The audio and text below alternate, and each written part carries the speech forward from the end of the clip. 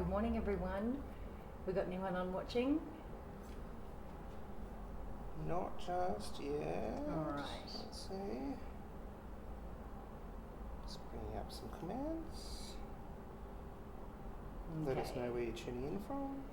Yeah, if you are watching this morning, please let me know where you're from, where you're watching from. You can ask some questions in the comments. This is February's live image critique. I have 20 images open here in Photoshop, and I'm going to go through each of the images in Photoshop, like I said, and then I'm going to talk a little bit about some of the ways that they can be improved and talk about some other little tips and tricks.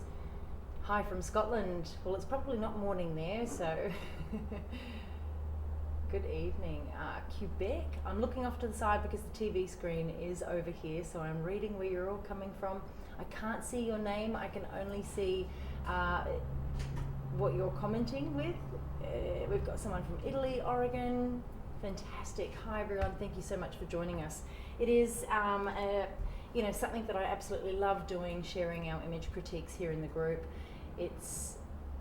It's a wonderful thing that people can send their photos in and share it with all of you as well. So even if you have not submitted a photo or didn't get your photo submitted, I know every month it's a little tricky trying to get that timing just right, which is why we keep it quite random. We don't like to put it up at the same time because it doesn't work for all countries in terms of the time zones. So I try to change it up a little each month, so that everybody gets an opportunity to jump on board, which is why it's really important that you have the notifications for the group on, or when you do come into the group, you keep an eye out for the next upcoming live, whether it be a Q&A or a critique.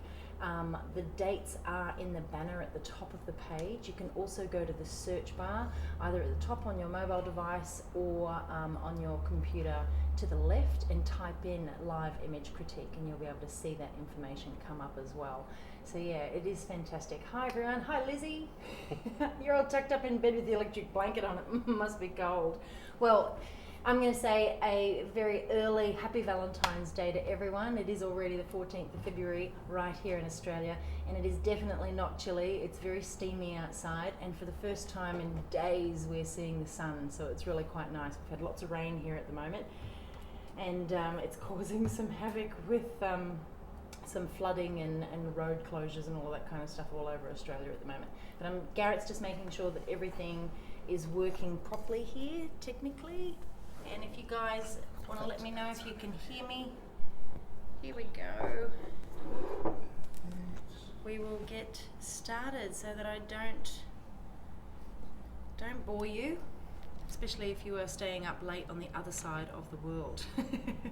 Oh, did I just close the wrong thing? Yeah. Do we need to open it back up again? I'll fix that. You can continue talking. Okay, fantastic. All right. So yeah, if you do have any questions at all, please make sure you pop them into the comments. Garrett's going to keep an eye on those, and he can pull me up when I need a little break, and then we can keep going. I'll do my best anyway. I'll see how we go. I'll just Fantastic. display one. All right. So I'm just getting set up here with Photoshop. Get my pen right.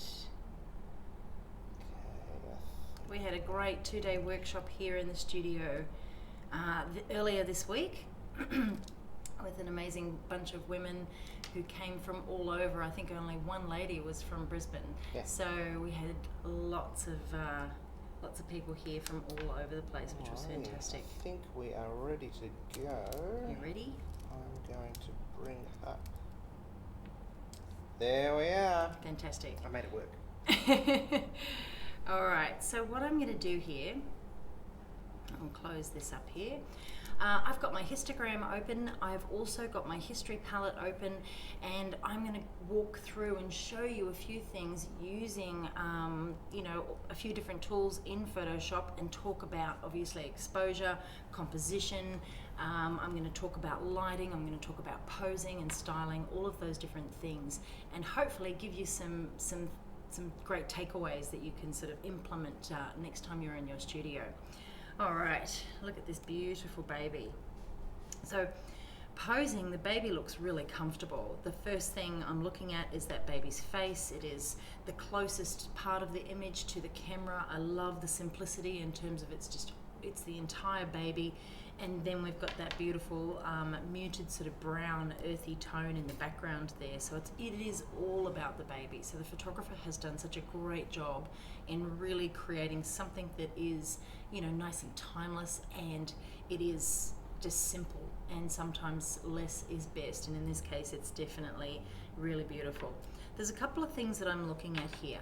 With the histogram, what I can see is there is some information that is clipping the end there in the highlights. So we've got some overexposed highlights. And just by looking at the image, you can see that some of those bright areas on the nose, on the back of the forearm here, and around here on the thigh. I'll just kind of draw, we'll bring up our reds so we can see them a bit better. So here, on the nose, and a little bit on the cheek there, and up here on the forehead as well. So some of those bright highlights, when you go to print this file, there's not going to be a lot of information there. They are very, very bright, so they can be quite distracting. The other thing is the baby is on that slope coming down in terms of that camera angle. I think your body position where you are placed to take the shot is great. Just need to try sort of angling that camera a little more so the baby doesn't look like it's sort of about to fall down off the image there. And I know not everyone sees the same things, but if I just create a little copy layer there, if we turn the baby slightly, bring it over a little bit more to remove some of the information there, you know, in front of the baby on that right hand side of the image, you know, we can start to make that baby look a little bit more balanced within the frame. So this is where, when it comes to posing, you've got to make sure you've got a lot of supports underneath the upper half of the body, so it is higher than the lower half of the body, and then you can get that camera angle just right without having to angle the baby so much.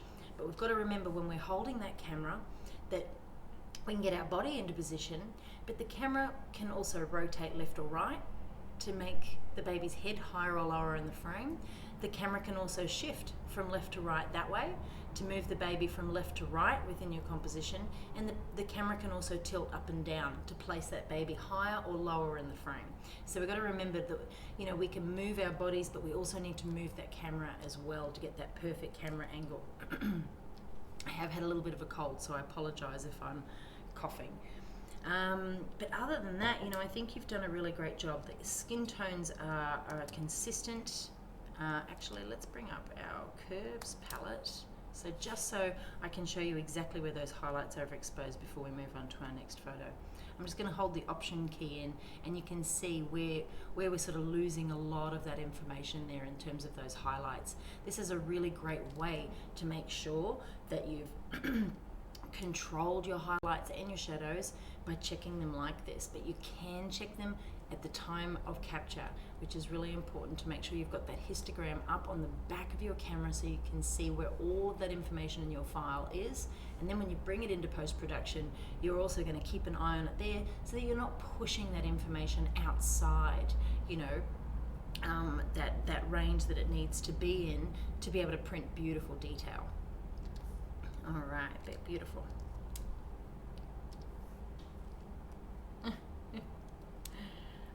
Okay, look at that. Posing is so lovely. You've done such a great job of getting that baby all sort of tucked up. The feet are positioned beautifully underneath that hand, and the little face looks nice and relaxed and comfortable. Your exposure in terms of you know, what you've captured there in the highlights looks great. It probably is a little underexposed, but it's not so much the capture here. What I'm probably going to say is the placement of your light needs to be adjusted. So if we come back out, I can sort of see that there is some light around this part of the image hitting the top of the frame, but what I can also see is the light is hitting the top of the nose, the cheeks, where they stick out. So as that light comes in, make my brush a little bigger, as that light comes in from that angle, the cheeks, as they come out, are creating some shadows. The lips are creating some shadows. So the bottom half of the face is a little bit darker. Then you can see where the light's hitting the arm here. So the skin tones and the exposure on the arm and the shoulder here and the nose and the little cheek, they're great. If you bring that light further around and from a little bit more of an elevated position and direct it across the baby's face, you're going to get a more even spread of light. So at the moment it seems to be coming in, quite high, and if we remove all of those, you can see that little shadow underneath the nose there. So that light is coming down. People call this butterfly lighting, so you just have to be careful that the light is not too far above the head. So if I go side on, so the light's not coming in this way, the light needs to be coming in this way to get that beautiful even fall off of light across the face. And you can also see, because that light is coming in from there, it is lighting in behind the baby as well.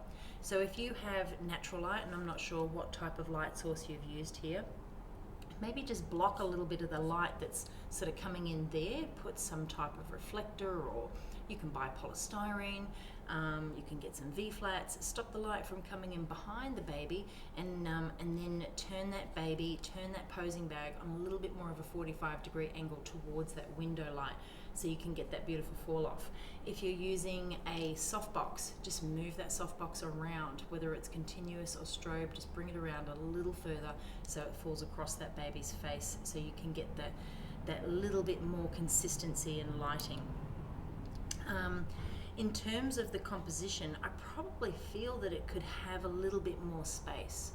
I'm not quite sure what type of lens has been used here, but what you want to do is try and get that longer focal length, and then leave a little bit of space behind the baby. And what I mean by that is kind of have just a little bit of room, and get that baby tilted a little more upright around that baby, and then it gives it that bit more space. The other thing I'm kind of looking at here is the way that with the positioning of the supports underneath, the placement of the baby's hands, feet and head is perfect.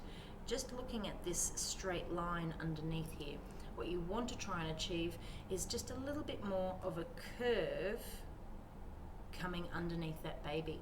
So in Liquify, you could push this up, but over here, what I'd recommend is putting some more supports underneath that baby's head, so that the baby's head is not sort of in that angle, but more that angle. So the top of the head is coming up a little higher, and that's going to give you that beautiful curve with that taco pose. But other than that, you've done such a great job. One other thing to be careful of is these little sort of dark shadows and highlights on the fabric behind the baby. They're neither here nor there. So there's not really a lot of fabric there that's creating a feature or a detail that's adding to the composition. It just looks like there's a little bit of leftover fabric. So what I would do is tuck that in behind the baby, or lighten some of those shadows, soften them, maybe give it a little bit more of a blur, so that way you don't have these little dark lines in behind the baby that are drawing your eye away from that gorgeous face. The background here, there's a little bit of vignetting. You can see where the light is hitting the posing bag. It's lighter in tone, and then it's darker there. Maybe just consistently with changing that position of the light, you're going to fix that in camera, and in post what you can do is just darken down some of those areas so that that blanket's got that beautiful even fall off. But do be careful, there is a little bit of a color tone going on in the background there. You can see some sort of pinky magenta tones coming through on that grey blanket. So excuse me. I'm going to have a drink of water. Have a drink of water. We've got lots of people watching today. We're up to 101. Oh, fantastic. Good morning, everyone. Happy Valentine's Day. We've got Jaquita from Georgia. We've got Raylene from Gippsland in Australia. Fantastic. Joanne from California. So all over the world today. UK. Hello from my bed in UK. I'd be in bed too if I was in the UK, that's for sure. Yeah, it's so great to have you guys join me this morning. I'm going to keep going, and if you've got any questions, pop them in the comments there, and Garrett will make sure I am aware of them, because they can get a little carried away as I'm looking at my screen. Sometimes. Excuse me. So yeah, just down here on the edge there, lightening some of those darker shadows too, and you'll get that more consistency. But remember, key to placement of that light to get that beautiful even exposure. You also want to keep an eye on that histogram on the back of your camera. Make sure that you're not underexposing your photos in camera, and then when you're bringing them into post-production, just keeping an eye on a few of those other little areas as well. So yeah, other than that, and placing that little support underneath that head to tilt it up a little higher, great job with that pose. And I love, again, the simplicity of the colours and tones. Alright. Oh my god, he's got a headphones on and it's holding a radio. That's too cute. And he's got the expression on his face like as if, yeah, I got this going. I love it. Alright, do you know what? When we're using props like this, we do have to make sure that we're using them in the way that there's not so much going on in a photograph that it does become distracting. And for me at the moment, what I'm doing is I've seen the headphones. The first thing I saw when I looked at the photo was this, and I wasn't quite sure what that was. So I started looking for something else that was similar, and then that's when I kind of found this. And then I saw the little line coming up. So it wasn't as noticeable as it probably should have been in terms of the placement and composition. And light's also going to play a big part of that, but we'll get to that in a moment. So when we are using different elements to, add to a photograph, we just need to become a little bit more aware of how they can tell a story and also how they can be distracting. So at the moment, I'm kind of looking down here and I'm going, okay, what do we got going on? Yep, we've got a little lantern. I'm not quite sure how that adds to it. And then we've got a little tag on the basket that says home. So yeah, I just don't think that needs to be there. So attention to detail when you are using props like this is really important. So removing the tag would have really helped here. And I can see how you've used red to match the little radio down here, but the white blanket with the lines on it isn't adding to that. So probably what I would have done is stuck with either another red tone under here or a similar tone to this, and then that way you wouldn't have had 1, 2, 3, 4 and then 5, 6 different tones going on throughout the image. So we do need to be careful of that. So less, like I said, is always best. With the camera angle, if you'd positioned, okay, let's go back to the pose. Let's start with that. With a prop like this, you want to get that baby inside the basket. If you'd got their little body down lower inside that prop, you would have been able to bring their head up a little higher.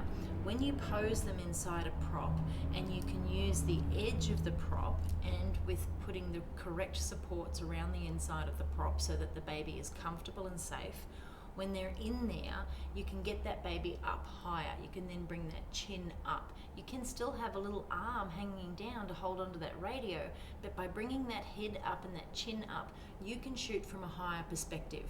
When you're able to shoot from a higher perspective, you no longer need a wall behind you for background. You're shooting down on this type of angle, so the floor behind the prop becomes your background. I teach all of this in my Upright in a Prop on newbornposing.com. It is explained in terms of how you create the right supports and position that baby securely and safely, most importantly, because we must always use a spotter when we're putting a baby on top of or inside of any type of prop. The wrap here itself with the styling, the knot, I'm not quite sure why there's a knot right there, and then the placement of the fabric coming down here is also really distracting in terms of bringing your eye away from that baby's face. I mean, this is a gorgeous baby. So what you want to do is use all these different elements to kind of add to it, to lead your eye into the baby, not lead your eye away from the baby. The other thing here is the placement of light, and again coming back to that pose. We've got that light source coming in, hang on, I'll get rid of these other lines, coming in from over here, and that little baby's chin is coming towards that light, meaning that the light is highlighting under the nose and creating what we call gauze lighting, which is some really unflattering shadows underneath the eyes and the top lip there. It's not the correct way to direct that light across your subject. So what you want to do is have that light source coming down across the baby's face. So whenever I put a baby in a prop or a pose like this, I always make sure I turn the chin away from the light, and then I move them on a 45-degree angle towards that light source. So you get that beautiful even fall off of light across the face. It's going to be more flattering. So yeah, a few things there to consider in terms of your posing and lighting and placement of props, and what's going to work and what's not. Bringing that baby's head up, you can get those headphones on so they look nice and balanced and even, and then you'll be able to see that little line across the baby's face there that connects those headphones, to be able to identify what they are straight off as soon as you look at that image. But yeah, always remember, less is more. Practice, positioning the supports inside your props as well, so you can start to see how that baby would be tucked up inside that prop. And obviously, practice putting all of your different color tones and things like that together as well. And I know when we're working with babies, it's not always easy. You might be sort of sitting there going, well, he was really unsettled, he was very hard to pose. Like, I don't know what the situation was, but there is always a way to get that pose right in terms of the supports and creating, that safe environment to position the baby in when using props, and then how we use the little different props in terms of the radio and headphones to add to the story, add to the composition. So I reckon you're on your way. There's just a few little things there to consider.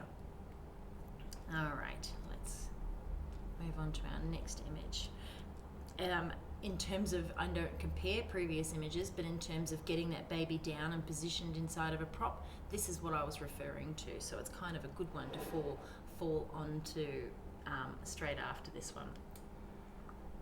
So we're maintaining quite a good viewing today. Good morning, everyone. It's been a good time for everyone. Berlin has joined in. Oh, hi.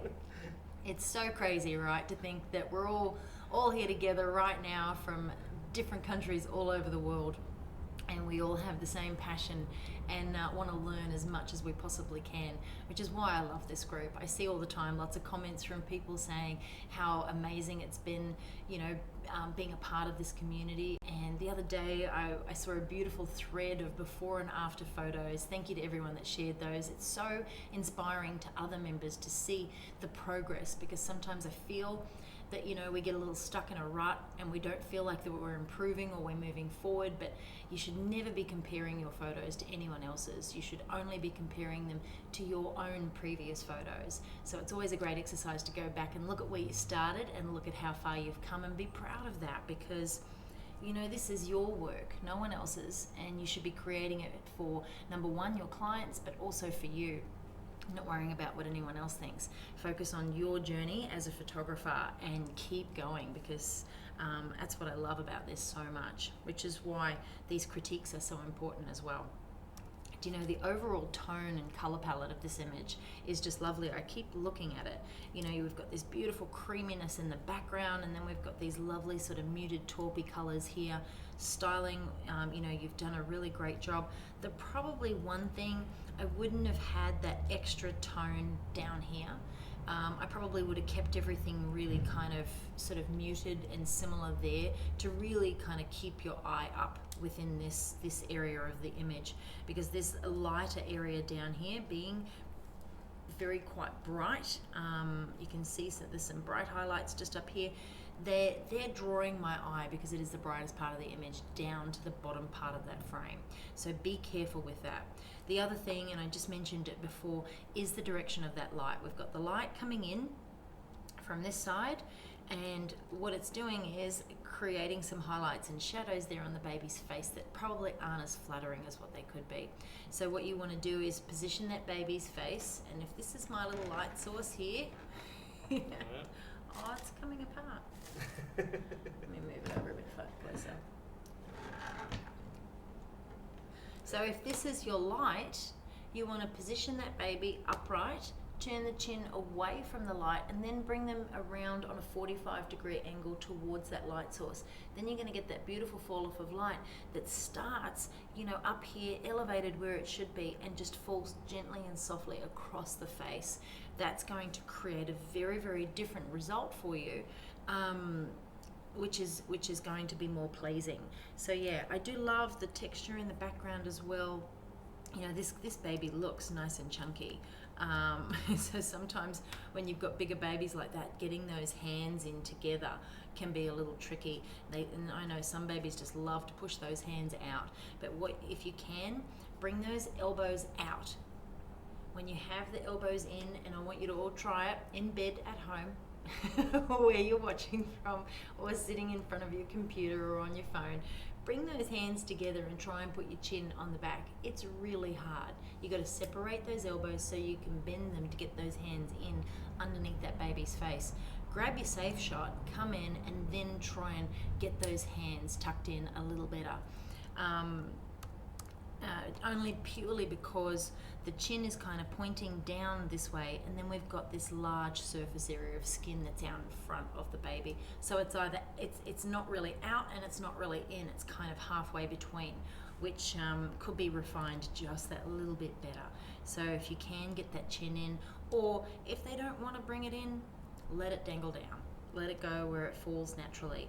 The other thing here is I probably would have had a few less supports in terms of whether you're using pillows or blankets or little towels to fill the prop down in here. I probably would have had a few less to get that baby down a little lower. And then you're going to get that baby down in, so you can bring that chin up onto the hands. It just looks like there's a few too many supports, and he's kind of coming up a little bit too high there inside that prop. Otherwise, skin looks great. Probably a few little red tones here in the arm, but other than that, you've done a really good job.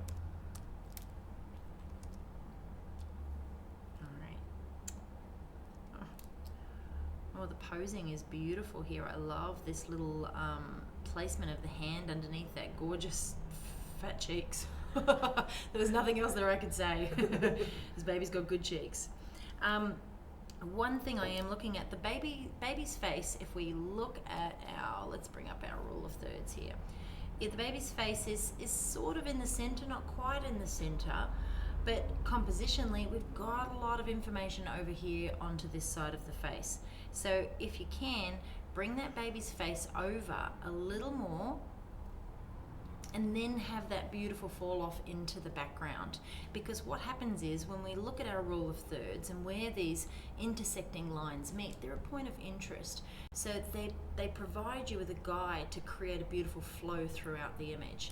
So if you can start with the baby sort of, coming through, and then when you see the lines of the baby as they fall through, the baby brings you then into the rest of that image, leading you into that beautiful negative space, which could be behind the baby.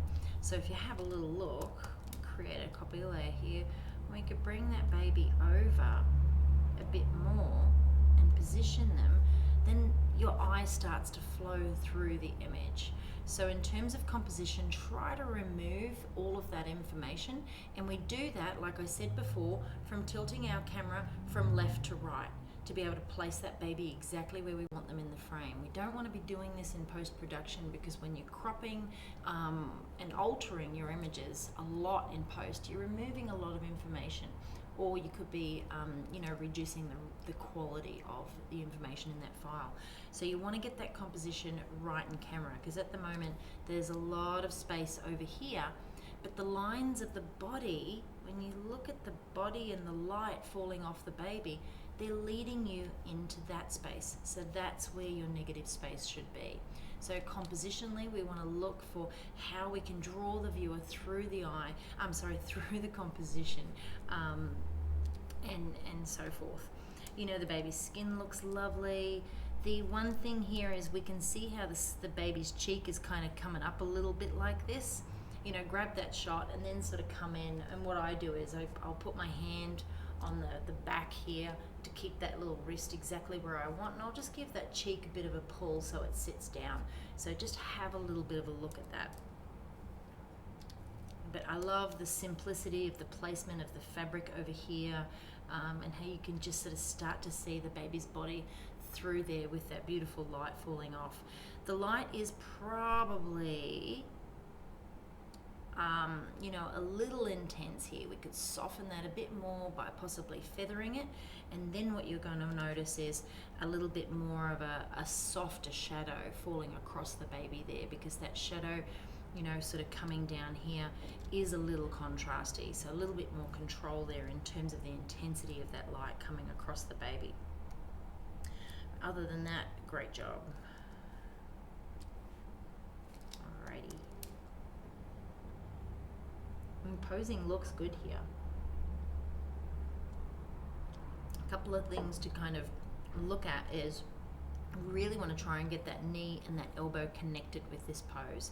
I can see here though a few ways that you can make that happen next time you get to have a go at this position. So this little foot, see how it's coming all the way through there?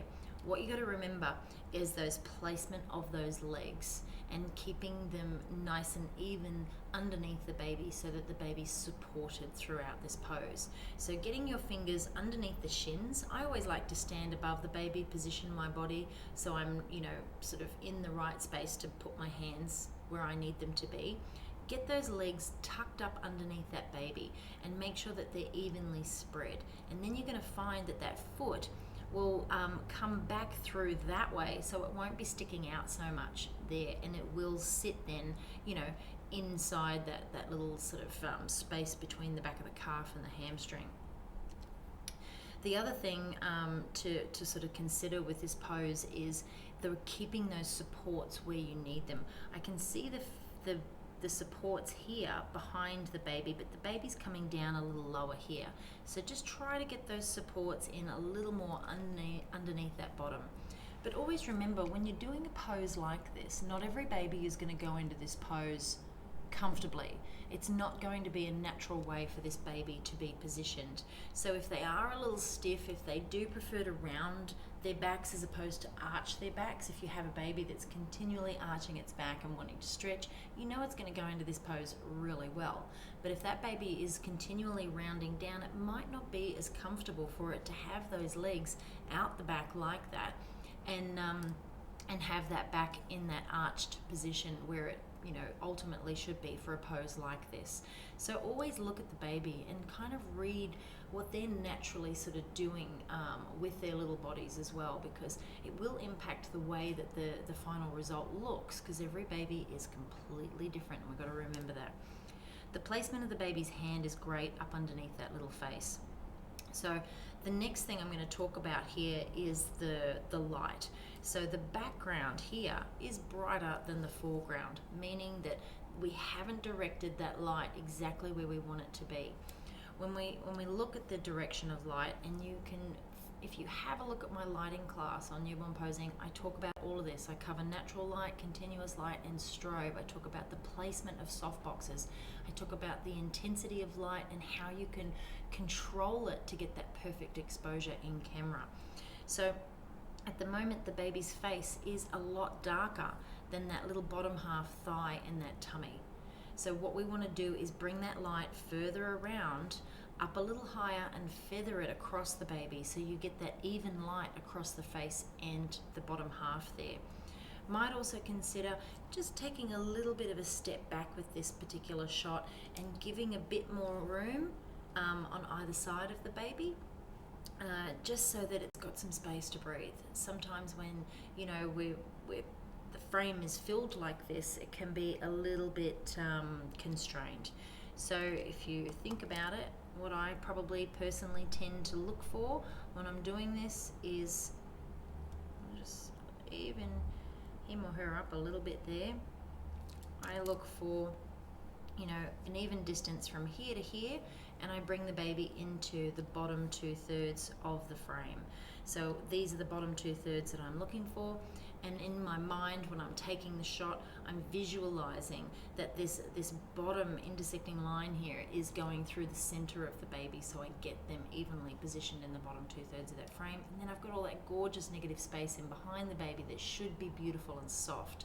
But remember, light is what directs your eye, and we want to light the subject, not the background. So a little bit more control over that. Other than that, the skin tones, you know, they're beautiful. A little bit too much pink down here, but that often happens when we've underexposed areas of skin. Babies tend to have a lot of pink and red. We don't want to remove all of them because they should be nice and pink and warm, but when we're not getting that light in the exact right place, then those skin tones will be a little darker and there will be more red tones, so you will struggle with getting those perfect skin tones in some of those areas.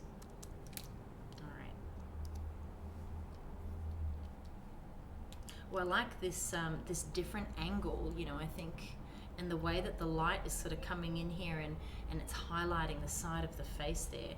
One thing is, with a side profile like this, you've either got to come all the way around or you've got to leave a little bit more space. So what I'd suggest next time doing this, because I do love this particular angle myself, is just coming around a little bit more, because what's happening is we're starting to see a little bit of this eye here. So it's interfering with this gorgeous side profile. That's what parents want to remember. When they look at these photos of their babies in years to come, they're remembering all of those beautiful little details. You know, the tiny little lips, the little soft fur all over the baby, their little eyebrows, and milk spots, all of those things is what they want to go back and remember. So in terms of capturing those details, this angle is perfect for that. You just want to remove everything that's kind of taking your eye away from them or interfering with that perfect profile. So by moving your body further this way, you're going to remove this arm and you're going to remove that eye. And if you come down a little lower and then add some more support in here to lift this part up, you'll bring that face up and you'll get what will happen then is, because you can see where the light is coming in and it's hitting the support here, and then the baby's sunk down a little lower. So the light is not getting down here to light the baby where it should be. So you want to get that beautiful, let's get rid of some of these lines. You want to get that beautiful even light across the entire side profile, from the chin all the way up to the top of the forehead. So you need to put some more supports in here to lift that baby so that the light is going to come in and fall beautifully across that side profile. And then you just want to move your body around a little bit more. The other thing that you would consider here is possibly throwing in a little bit of additional light in here, bringing in a reflector. When we do that, we fill some of these shadows. You want shadows, but you don't want them to be so dark that they become a little muddy. So if we have a look at our histogram up here, we've got a lot of really dark information in this particular file. So if I hold that option key in and we move that slider, you can see where we're starting to lose some information there in terms of our shadows in the hair, the ear, and then down the bottom here in these shadows. Now this baby doesn't have black hair, so this is why I'm mentioning it. This baby's got light hair. Look at that beautiful light brown hair. It's kind of got a little golden tinge. So you don't want the baby to look like its hair color is a different color because of the exposure. So you'll still get the, you know, these beautiful results. You just need to fill those shadows a little more. You can see down here, when I have a look at this information around the baby's face, how dark it is in terms of where it's sitting within that histogram. So you want to bring that information up a little higher so it's sitting by filling it with a reflector. I do it with a white cloth nappy, diaper. I just sort of rest it up against me and hold on to it with my chin, or I've been known to put it under my armpit on one side and hold it with this side as I'm taking my shot. There are ways to add a little bit of light back in there, some polystyrene boards or a proper reflector if you've got one. But yeah, other than that, again, I'm loving the simplicity of all of these photos. I think you're doing such a great job, but this is such a unique shot. I also want to say, where the light is coming in and hitting the back there, You either want to crop that out in camera or control that light just a little bit more by turning it. So instead of, if this is your softbox over here, instead of it coming down like this, looks like a jellyfish, you want to have that light turned, you know, more this way, so you get that beautiful fall off here to stop the light coming over here. Melinda has just asked, can you show us again where you see the loss of dark tones? Okay, so... And what does that actually mean for the image when you're presenting it to the client, I suppose? Alright, so Command J, copy layer, Command M, you're going to go up into your curves palette. This is your histogram. You can see your information over here in your histogram palette as well, but when you come into curves, you can hold the option key down, and is it the Alt key on a PC? I think so, yeah. Anyway. Hold that in, and then when you move that little black slider, you can start to see where you're losing all of that detail. If we use the whites, you know, that's where you start to lose the detail, but there's lots of detail here in the highlights, so we don't need to worry about that. But at the moment where those shadows are, now when you go to print this photo, it's not going to print a lot of detail. When the information starts to hit the end of your histogram in your shadows or in your highlights, it's a loss in detail. There's no information there in those areas of the file. When it's in the shadow area, it's just going to print black, or it's going to print sort of you know, some off tones and colors, if that makes sense, and create like what we call a muddy sort of result. So it's a loss in information, a lack of information in terms of your pixels. And then in the highlights, if we don't have any information there, if you've overexposed your highlights and you do go to print these files, because this is what we're doing as photographers, we're creating photographs, prints. When you print that, there's no information to print in those highlights, so it's just going to be white paper. But here, what I mentioned before, for me as a parent, if this was my baby and my baby had beautiful golden hair, but it was so underexposed that it looked black, that's not what my baby looked like. So I've got to remember to put some light back in there. Still have shadow, but you don't want it to be so dark that it's changing the actual tone. However, if you went into a black and white, that could give this image a very different result as well. But this is all about, as a photographer, controlling your light to capture it. Light is your most valuable tool. It's the most important tool. Without light, there are no photographs. Cameras aren't your most important tool. They just capture the light.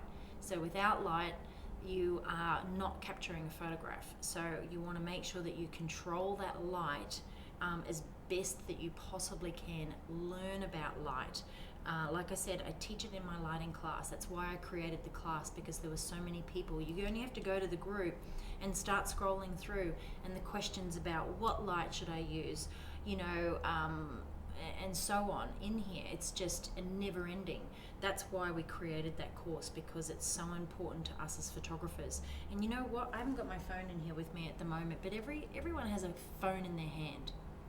So when your clients come to you, they're coming to you for a reason, and that's because you can create something that they can't create.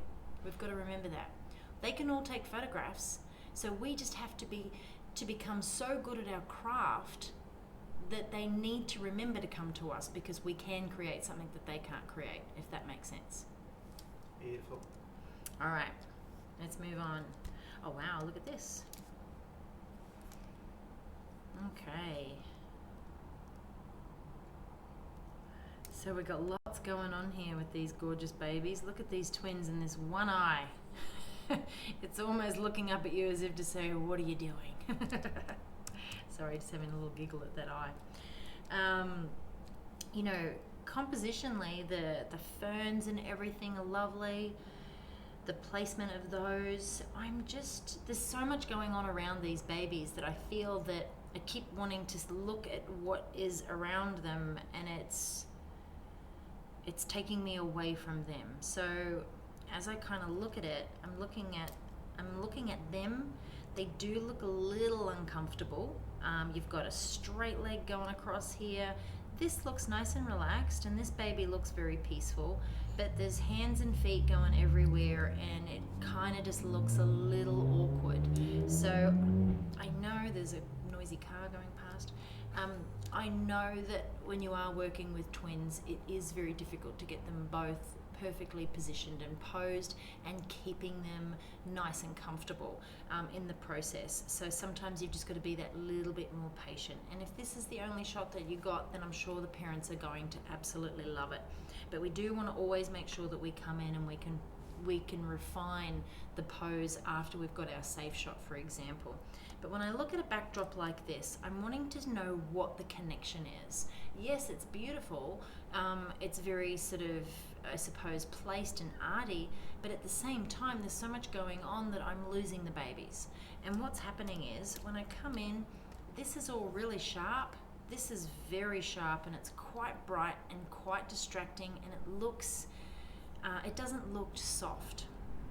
So when I come to the babies, they look beautiful and soft. They're also sharp, but it is really sharp here in that background where that light is. So maybe, adjusting that depth of field. If this is a backdrop that you've put the babies in, you've done a really great job there. But unfortunately, for a backdrop like this, it's not about the babies anymore unless there is a connection, unless they come from, say, for example, New Zealand, where, the silver fern? The silver fern is part of their, is it their flag, their sort of emblem, their national emblem type thing. Unless they're from there, that's probably the only reason I would do that for a family. So it's got to have some form of connection, because when clients go to buy the images that we create, you want them to love every single photograph. So if this has got an emotional connection, fantastic. If it doesn't, it might just be a little busy. What I'm also looking at here is also a really dark vignette on this side of the image. So lightening that or removing that would benefit as well. And if we have a look at the composition here, it's not centered. So you can't, in terms of the outside, the babies are somewhat centered, but that prop isn't. So it's sort of just slightly off in terms of its position within the frame. The circle, when we're creating digital props, the circle should be in the center of the frame, and then everything else should be evenly balanced around that when we're looking at setups like this. So a few things kind of going on there that just make this a little busy. I can see the detail that's gone into positioning all of these things, and there's some ferns sort of coming up there around the baby. But if this is a digital, soften down that background so it's not so sharp and distracting. Sam says it is New Zealand themed. You're right. Perfect. Well, that would make a wonderful piece for this family. But yeah, a couple of little things to kind of remember there. I do love that one eye coming up. So maybe just continually sort of coming back and refining that posing to get it looking a little more comfortable and relaxed there, without that, sort of stiff leg coming through there, and there's a little tiny hand poking out there as well. I do love how you've, put it all together though. I think you've done a great job of compositing that together. Oh, we've got Joe joining us from the UK. It is 20 past 12. Oh my gosh, you guys are... At night. Why? You can come back and watch this later. It's going to stay in the group, I promise. If you need to get some sleep, I won't be offended. Oh, it's not the same. No, it's not. This is a beautiful colour palette as well. I'm looking at the beautiful tones that have been used throughout this image here. So lovely attention to colour and tonality here to complement this baby. The one thing that I'm really kind of looking and struggling with here is this headband. It's so big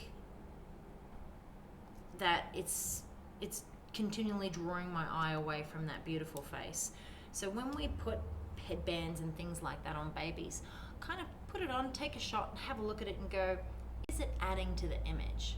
Also, whenever I'm using headbands, this might be like a tip that some of you can use throughout your sessions, is when I'm going to add something to a photograph, I'll often hold up a couple of options for my clients and go, I love both of these.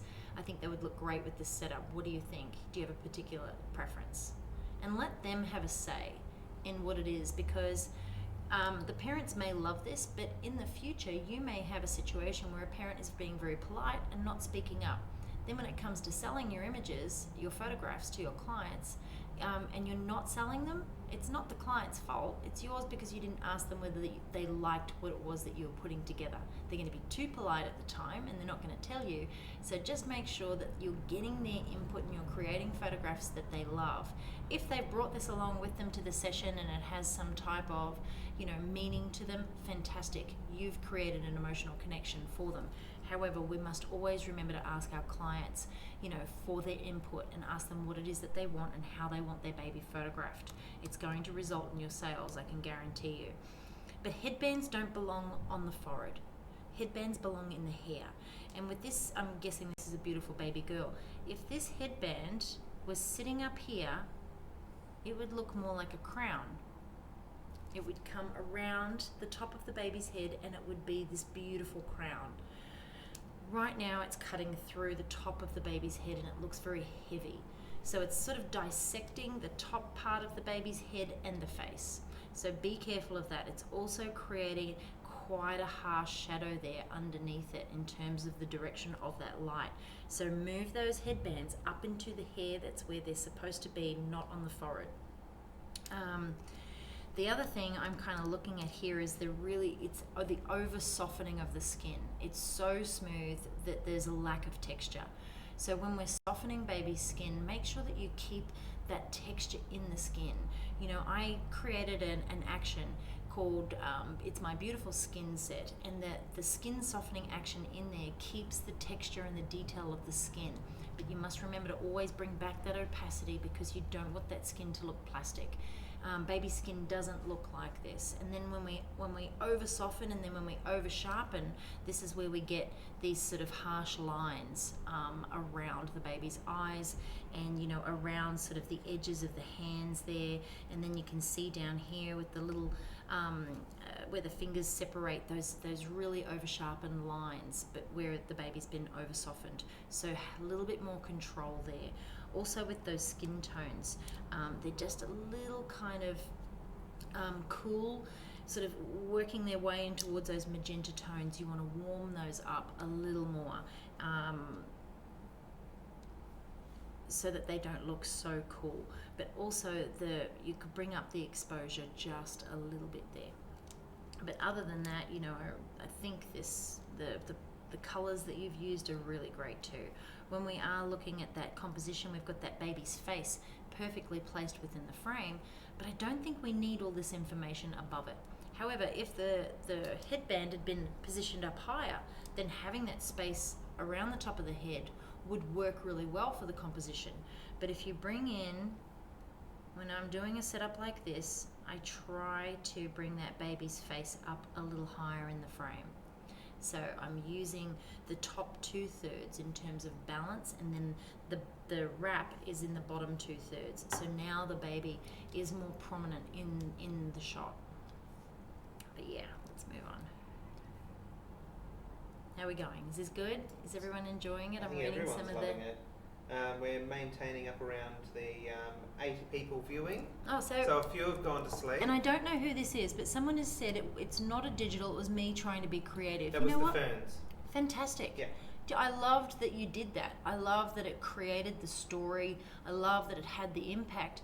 When you are doing something like that, few of those compositional tips that I mentioned, take those into consideration, because I think that you've done an incredible job. Like I was really quite, impressed. I keep doing that, and because it's definitely very unique, and that's what we want to be for our clients.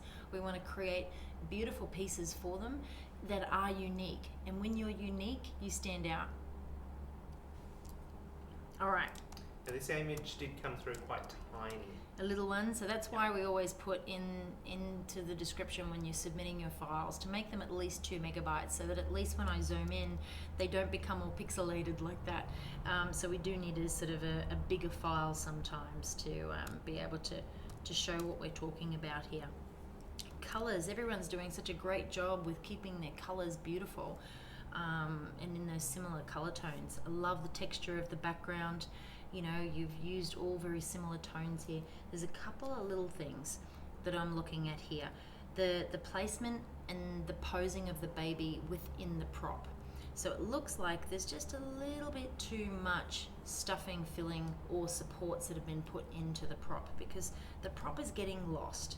It's getting lost, you know, down here we've got more fabric around the bottom, and then we've got more up the top, and then the baby's kind of sitting right up on top of it. So you want to get that baby down inside the prop. You also, obviously you don't want the baby touching the prop, but you want less of the supports down here. And to kind of just quickly show you, you want to do this in camera, but what you want to do is, let's actually do it this way.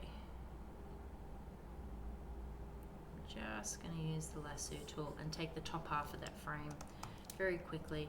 You want to bring that baby down inside that prop, so it's more about the prop, as opposed to a baby kind of sitting up on top. So when you're putting your supports in, you know, you want to have it sitting down a little lower towards the top there, and you can kind of see how that baby's coming forward like that. You want them down inside, so less stuffing. They can sit down inside the prop, and therefore they can bring their little chin up. So too much stuffing, they're going to go forward. Less stuffing, they're going to come back. And when I'm lining my props, what's easier is to have more in there, because then you can take it out without pulling them out. But when you've got not enough support under the baby and the baby's already inside a prop like this, it's very hard to get that support in underneath them. You've got to pull them back out. We don't want to overhandle babies, so we make sure that we, get that support right. And it does take practice, and knowing exactly how much support to use is also, something that'll come with practice and time. All right. The other thing is, let me go back up here, grab my little brush. The dark wrap at the back here. So when we talk about, our eye is always drawn to the brightest part of the image, a lot of the times it can be drawn to the darkest part of the image as well. So we've got to consider, is it adding to the composition, or is it pulling our eye away from it? So we've got all these beautiful similar tones everywhere else, and then we've got this little bit of dark information at the back there. So possibly bringing this end of that beautiful wrap, that knitted scarf, bringing it around the back and placing it over the top of that dark area would have probably benefited this image in terms of removing that little distracting area. So yeah, other than that, the light across the baby's face, looks lovely. Could be a little softer with that highlight on the baby's nose, and then warming up those hands to match those creamy skin tones would really benefit this as well. But you are creating something that I'm sure the parents are going to absolutely adore. They're going to love this. It is beautiful. Just a few little tips and tricks to kind of make it a little bit more balanced. We've also got that baby sitting up in the top half of that and the top third of that image. So when you get that baby down inside the prop so that their chin is coming up a little higher, you can shoot from a higher perspective, and therefore your composition is going to change, and they will be down a little lower, which will give you some more room to breathe around the top part of that photograph too. Okie dokie. Yeah, again, beautiful colors, tones. We are seeing such a beautiful, consistent, improvement in terms of the colours and tones that people are using. Must be that styling product that you bought out of Christmas, Kelly. Very good explanation. All right. So what I'm looking at here is this gorgeous baby. He's just hanging out here. He does look comfortable, but I am going to say that it does need a little bit more refining. Where his chin is, hang on, let's just make that brush a bit bigger. Where his chin's kind of coming down there, we really need his chin to come around a bit more to sit on to the back of those hands. So he's kind of, those hands are sort of there and that chin's there. You really want to lift that chin so it sits up on top of those those hands and get those elbows further apart so that those hands can come in underneath that chin. It's going to really benefit you. I can see we've got lots of support there underneath the baby, but the baby's kind of coming down a little bit. You need to lift that baby up so this part of the baby is sitting on top of those supports. Let them up and come so they can come up and sit on that shelf that you're creating with those supports underneath the blankets there. What I'm also looking at here is the light coming in. The light's coming in and it's hitting the side of the baby. It's hitting the back of the baby. So that means that the light needs to come further around in front of the baby. So when the light is side on, remember that it's going to spread all the way across. It's probably not a really good example from this angle, but that light is pointing directly at the side of my head. You've got to bring that light around to the front so that the baby is on a nice 45-degree angle towards that light source, so the baby's face is lit. Because at the moment, the little face down here is in the shadows, and you've really got to bring that light around so you're lighting that face. I don't mind so much the placement of the legs. It just looks like where he's comfortable with having his own little legs, and sometimes you've got to get that shot. The other thing here, where the light is coming in, it's just kind of creating some shadows where the supports, aren't there, where the fabric comes down and it creates, hills and valleys in terms of where that light's heading at. So lift that light a little higher and bring it around towards the front there, and you'll see a huge difference in this. A little bit more attention to detail. We've got a couple of little lumps and bumps and dark sort of shadows here that just need a little tidy up, but that's about it. You can, obviously, some babies are so small, the hats are, going to be very big, so just kind of pushing them down there around the back. You could try and liquefy that down, but it is quite a sort of an untidy little area there. If we take it up into liquefy real quick.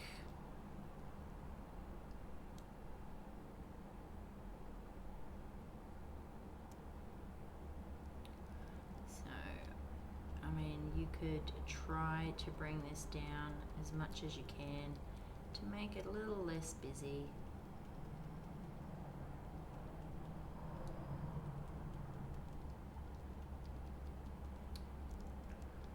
When you are using liquefy though, you've got to be careful because you're moving information. So I would get it all nice and even like that, and then I would come back in with my clone tool and I would adjust that edge there. But you can see when you remove, and I'm doing this real quick, I'm moving information, it's very dodgy, but when you take away distracting elements, and we'll zoom out, when you take them away, they make such a huge difference.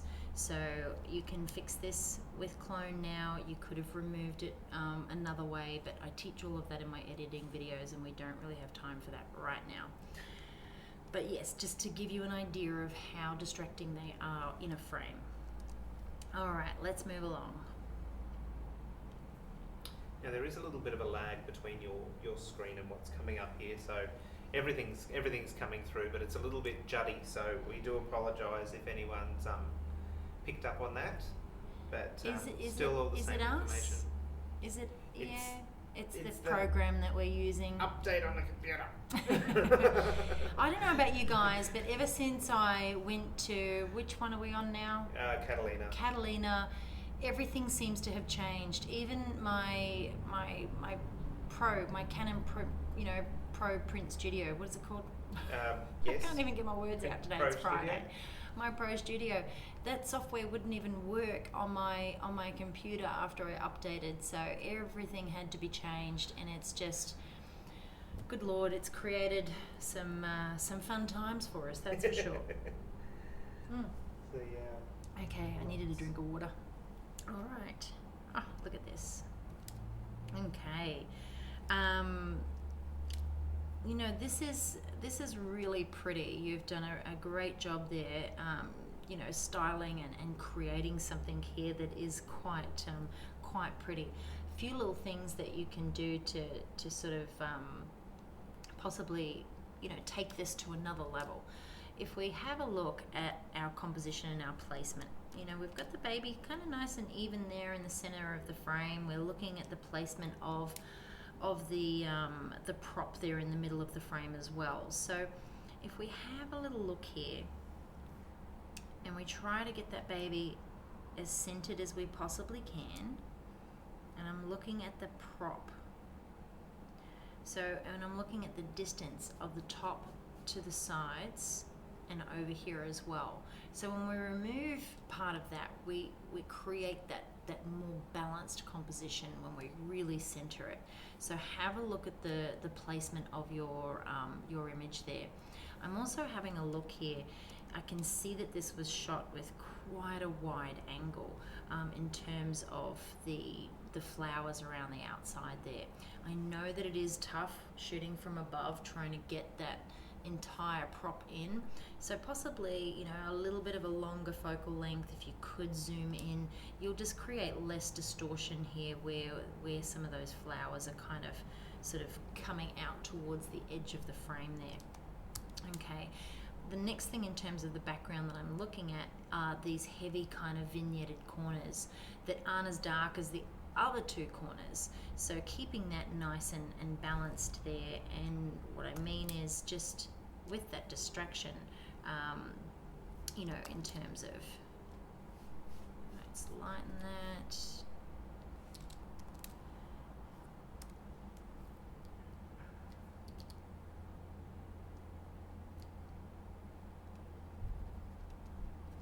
So you want to keep it nice and even around the edge of that frame, so it's not as distracting as those heavy sort of vignetted corners. Now if that's happening in camera, when you bring that file, when you download that file and you open it in Camera Raw, you can go in and you can change that lens vignetting that's happening in Camera Raw. So if that's happening in camera, you can do it there, or just be a little bit more careful when you are working in post, not to over darken some areas that don't need darkening, especially when you're working with a lighter backdrop like this. This is a beautiful backdrop with lots of gorgeous texture in it and tone, so you don't want to add anything to it that's going to take away from that beautiful detail. Okay, next thing I'm looking at here is the posing in terms of that wrap. The baby is beautifully centered in the bowl. The one thing to kind of consider when you are positioning a baby in a prop like this is, where's my little, get it together, Kelly. Make that nice and hard, there we go. Okay, so when you are creating those supports, is you want the baby's upper half to be slightly higher than the bottom half. So if you were to start with an empty bowl, what we need to do is, so imagine you've got your empty bowl, you need to create these beautiful supports up here that are going to go under the upper half of the baby's body, which is the back of the chest, so that the bottom can sit down lower in the prop. And then what happens when you do that is, when you're putting the bottom into the prop, this part here is going to go down as opposed to sort of come up. So instead of, oh look, we've got our beautiful doll here. Oh gosh, do you really want to use that one? I'm scared of people. She's special. Especially that hair. Oh no, here we go. So imagine that she's wrapped here. So instead of placing her down in the bowl like this, you're placing her in the bowl like this. So you can already see that the bottom is going down lower. That's going to remove all of these sort of areas here and reduce the size of that, because now with sort of, this being here, it's going to be very hard for you to liquefy that in to reduce the size of it, because of where the little blanket underneath and the edge of that bowl is. So to minimize it, during posing, you get that baby's bottom down into the prop like this, and you get the head coming up and positioned more like that. I'm sorry, she is slightly scary. It's the hair. She's got a worse comb over than I do. I bought her many moons ago, and she had a hat on when I bought her, and when I took that hat off, it was quite the surprise. The lack of hair. Sarah Lynch just made a great comment. How come I can see exactly what Kelly is talking about and even see it myself before she says it, but make the same mistakes? Do you know, the one thing I'm just going to say real quick here is that when we're working with babies, you know, if we look at weddings, if we look at family portraits and other genres of photography, you know, we have got a lot going on around us, so we're clicking. When you photograph babies, you know, we have to take into consideration the safety, the posing, the styling, and then we have a look at the lighting, we have a look at the composition, we have a look at the focal point, we have a look at the Camera angles. many things that we're taking into consideration every time we pick up that camera. So sometimes we don't see it until after the fact. So it takes practice. That's the thing. You can learn them, you'll be able to see them and identify them, and sometimes not as easily as others, but it's not until you've gained the experience and the practice that you become more aware of them at the time of the shoot. And you can't buy that.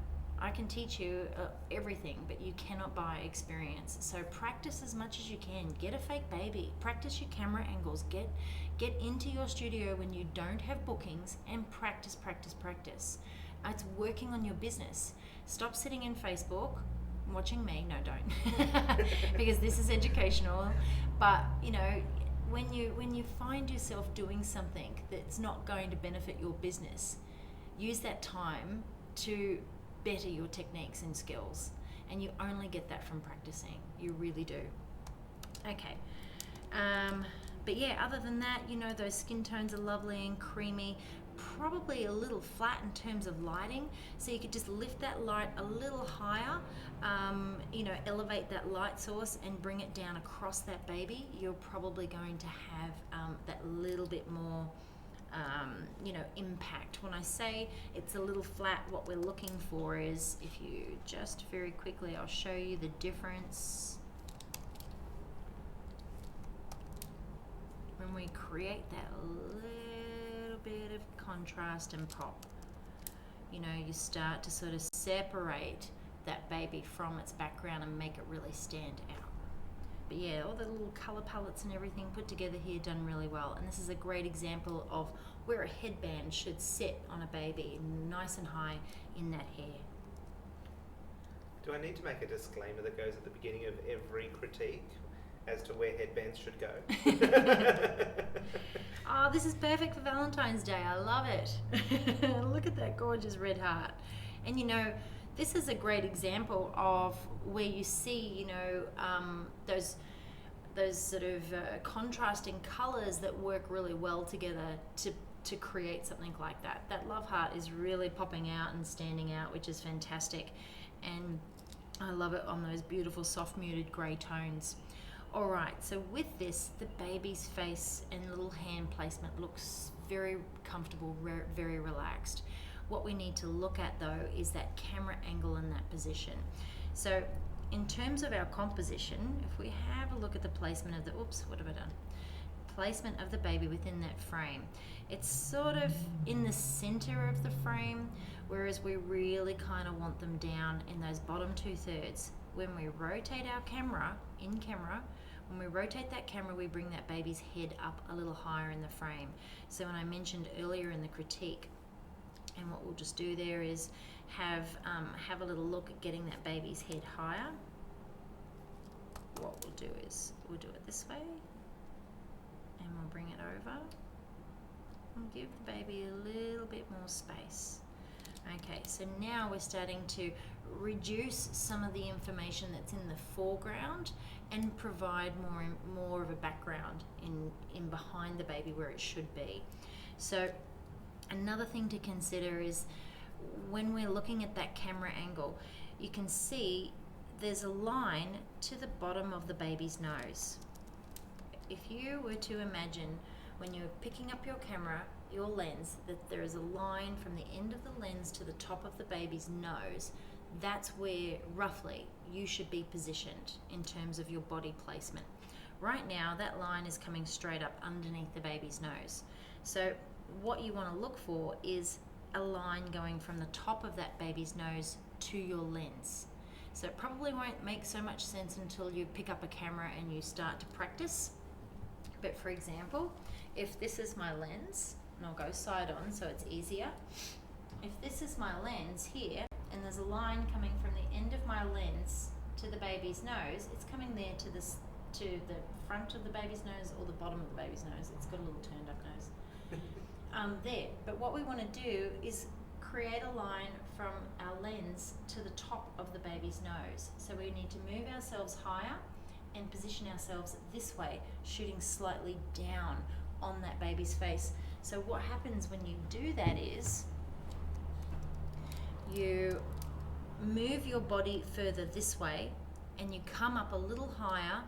By doing that, you're moving further away from the bottom half of the baby, meaning that you're going to reduce the size of that area of the baby in camera. You can obviously do it in post-production, but you want to do it in camera and you want to get that perfect camera angle. Also, you can see the direction of that love heart. If you're coming down from this angle, that love heart's going to be coming straight back up, beautiful and square towards that camera. So you want to move your body around and come a little bit more higher and square onto that baby's face. The other thing is we've just kind of over-processed it a little bit more, a little bit too much here in terms of the skin. So it looks really quite flat. That lighting is quite intense coming down there on that baby. So you want to soften that light as much as you can, feather it. What I mean by feather is when the light is coming straight down and the full intensity of light is coming across that baby, it's going to create very flat light. What you need to do is turn that light slightly away so you get the edge of that light coming across the baby's face, so it's beautiful and soft. Because at the moment it's really quite flat and we're not seeing a lot of shadow to highlight those beautiful curvy features around that baby's face. So a few little things like that are going to help you, really sort of refine and perfect that. But reducing that size of the information in front of the baby, putting it into the back, moving your body, and it's going to work so much wonders. So much wonders. So much wonders. It's a new word for me. Somebody says here, I can't see their name, thanks so much for the critique, learning so much, getting lots of tidbits. But I think the one thing that she said here that's really important is we get so caught up about making pretty images, but it's really about making the little, it's really about the little person in the image. Absolutely. And it is, yeah. That's exactly why these these clients come to us as photographers. They just want to remember what their babies look like at this age, and toddlers as well. Like, look at this kid. This is just too cute. Now, I do love babies, but I am a sucker for these little ones. I do love them, that's for sure. This baby's face is absolutely beautiful. Okay, I'm really enjoying the composition here and these colors. They're just beautiful. There's a few things that we're going to talk about though that could make this, for me, if this came up in my judging room and I was judging it at a competition, I would get very excited about this type of shot because I think it's just a beautiful moment captured and it's really simple. So if you are asking me for some feedback right now, if you wanted to enter this into a competition, I don't normally do this. I'm going to talk a little bit about skin tones. I'm going to talk a little bit about the detail in terms of the post-processing and the use of textures here. So when we come in, we've got beautiful soft skin. We're starting to see some pink, kind of magenta cool tones going here on here in the skin. So you want to keep that skin tone nice and even throughout and reduce those tones and warm them up there. You can see them starting to edge in here around the lips as well. So keep your eye on that. The placement of the light, beautiful. What we're seeing as well when we come in are some little edgy kind of details coming around where that texture has been placed and that background's been worked around the body. So you need to come in and work on those very really refine the way that you are adding that in. So when you're coming in with your clone tool, when you're coming in with your brush tool, you need to change the edge of the brush, the hardness of the brush to match the edge that you're working with, and take your time. When I'm working on client images, I'm going to spend 3 to 5 minutes on each image. When I'm working on an image that I'm going to submit to be judged into a competition, I'm going to spend a couple of days on it. I'm going to get up, I'm going to walk away, I'm going to come back, and I'm going to start to see if there's anything else that I've missed. I'll get someone else to have a look at it, which is great. You're doing that right now. And this might even just be a client image, but I'm telling you, this has got potential. You can even start to see around the edge here, there's some little kind of highlighting, haloing going here where the edge hasn't been refined or feathered. Even just in here, you can see there and there as well, a little difference in tonality. You need to fix that up. The other thing is, do you know, where it's cropped, I'm not a big fan of cropping through feet. I would have loved to have seen his little dangling feet, and if he had some gorgeous little boots on that would have gone with this outfit, my goodness, it just would have been absolutely to die for. But you could also potentially come in a little higher, but then you lose the chair. So it is a risk that you're going to take, but that's something that, you know, a judge could pick up on. Oh, I would have loved to have seen the feet not cropped through a limb, which is what we try to avoid. So the heavy vignetting as well over here, try not to make it too heavy. But as we're kind of coming in here, we've got a lighter area here, a darker area, a lighter area, a darker area. So just try to keep that background nice and consistent in tone, and try not to have it too contrasting in terms of where the light's hitting it and where that vignette's coming through as well. The other thing is, in terms of those highlights on the white shirt up here, when you are toning them down, just make sure that they don't become grey and flat. There is a little bit of an issue with where we're starting to see that eye there, so if you can, possibly bring that arm across even more. There's ways that you can do it in post, obviously. Just a slight shift in camera angle, in capture, would have perfected that for you, so that arm would have come completely across that eye, so that there's not a little bit of eye showing. You've either got to have all the eye or none of the eye. That's kind of the rule there. And then when it comes to just the tones, you've got some magenta tones coming through there on those whites. So have a look at all of those different tones in the file. Make sure that you're working on a calibrated monitor. Do some test prints, all of that kind of stuff, and you've got yourself something absolutely beautiful and timeless here. Like, this kid's gorgeous. Talking about colour, you mentioned about a calibrated monitor. Any tips on how to keep tones from going cool when converting from Adobe RGB to sRGB? So this is something that I'd ask my good friend Rocco and Cora when it comes to understanding colour space, because he's going to explain it so much better than I can. But when I'm shooting in Adobe RGB, I'm also then going to be working in my file in Adobe RGB. The only time I would convert my file to sRGB is when I'm getting ready to share it on the internet, or if my print lab is asking for an sRGB file. So if you are going to print, communicate with your print lab as to what profile they need and all of those things. But we do all of our printing here, and I print in Adobe RGB. I'm working on calibrated monitors. I'm printing on beautiful papers, and I'm using the profile of those papers, and everything is kind of, it's a whole other world really when you get into the printing part of it. But when you are converting your files from Adobe to sRGB, there's got to be a reason why you're converting them, what's the purpose behind it, and just make sure that when you are first starting out on your editing, to make sure that monitor is calibrated. You can use a Spider, you can use Color Monkey, there's a few different other things, I'm not quite sure of the names of them.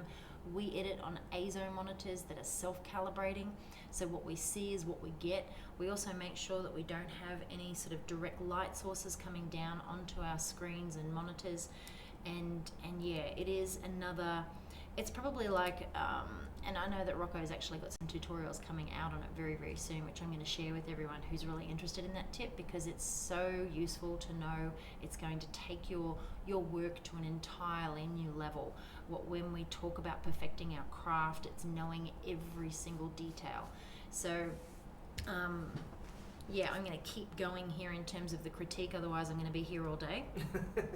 and I'm looking at the time. It's 5:50 in the morning somewhere. It's after midnight somewhere else. 1:45 in Italy. This critique will stay here though. All right, let's keep going. But yeah, I just want to say to the photographer, I love this. This is so cute, so special, and I know the parents are going to absolutely adore it, but that kid is gorgeous. This is a client image. Well, I hope you're excited about what you could do with it later with the client's approval. Okay, so this is perfect timing for Easter. Like, it might be a mouse, but oh my god, it looks like a little bunny. It's so cute. Okay. Looking at the placement of everything here, I can see exactly what you're trying to achieve in terms of, creating something different, something unique, and using different elements to do that in terms of props. But when it comes to cropping your photos in camera, when we choose whether we're going to shoot something in portrait or landscape, it all has to do with the way that we pose, position, and place our subjects within that. Within the setup. So for me here, I probably would have shot this with a landscape perspective in camera. I would have shot it purely because you've got some detail coming down here, you've got the little hat coming up here, you've also got another element going in this direction, and then you've got something else going that way, meaning I would have shot it this way. Whereas if everything had been really kind of within the frame this way, I could have shot it portrait. But because there's a lot of things kind of very close to the edge of the frame here, it's making me kind of feel like it's very constrained. I probably would have given it some more space around those elements and shot that with a landscape composition.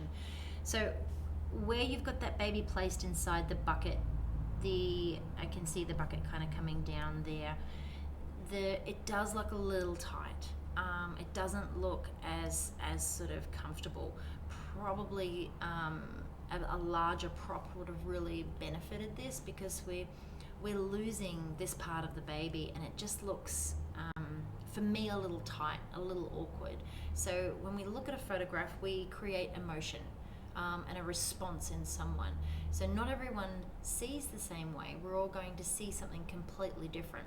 So always remember, when someone looks at a photograph you have captured, you're either intentionally trying to evoke an emotion, or you are basically creating something that you like, but someone else might look at it and go, oh, and I've had that happen to me, and it's changed the way that I shoot in the past. So just remember, when we're creating something, when you make it feel a little constrained, a little tight, it's not that feeling that you want everyone to have when they look at your photographs. So possibly a larger prop here would have really benefited this. The wrapping in terms of the placement of the hands, it looks like you've kind of got this baby kind of like mid-movement, when they have those little twitches or those little movements. So always remember to kind of keep coming back, refining to get it perfect, because those fingers are kind of sitting there, in nowhere. The baby's lips, though, are absolutely perfect. When you get those little kissy lips, they're just so sweet. So the next thing I'm going to talk about is that direction of light. I can see where it's coming in here, and it's coming straight up. The light is hitting the handle. We've got our shadows kind of coming off here into the background as well behind the baby. So what's happened is it's coming up and it's highlighting underneath the nose, and it's creating some unwanted shadows, and this is our Gould's lighting, which we talked about previously. So for this particular setup, I would have definitely had the baby's chin facing this way.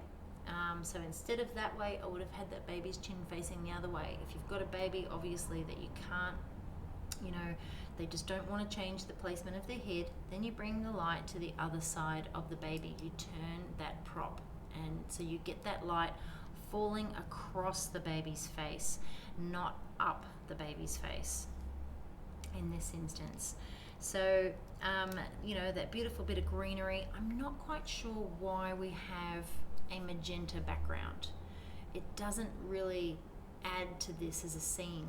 You've got plant, you've got greenery here. Possibly a darker green background here would have really benefited this particular image. If we just very quickly do something here, just to give you an idea, when you start to kind of bring, and this is like really green, but when you start to kind of bring things into a similar color palette, what happens is you make that baby stand out. So if everything around this baby was green, let me just darken it down just a bit, then what's going to happen is they stand out so much more.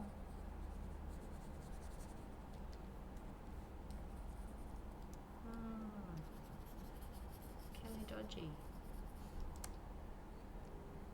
It's amazing though how you doing that one thing has completely changed. Yeah. The image in that baby's face just jumps right out now. So before it was competing with those two contrasting tones, the green and the magenta. They're not complementing each other. So what you want to do is keep everything in a really similar color palette. You can use complementary tones to add to it, but they have to help draw that baby out of the frame. All right.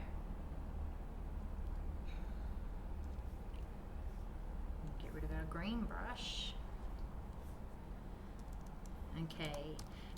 Other than that, I love the little matching mouse with the hat there.